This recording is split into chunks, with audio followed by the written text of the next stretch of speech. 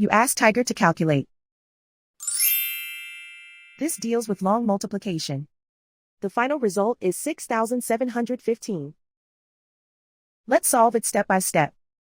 Rewrite the numbers from top to bottom aligned to the right. Multiply the numbers using long multiplication method.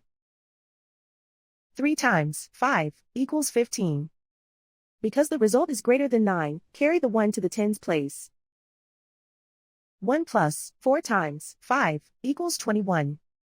Because the result is greater than 9, carry the 2 to the hundreds place. 2 plus 3 times 5 equals 17. Because the result is greater than 9, carry the 1 to the thousands place. 1 plus 1 times 5 equals 6. And so the final result is 6,715.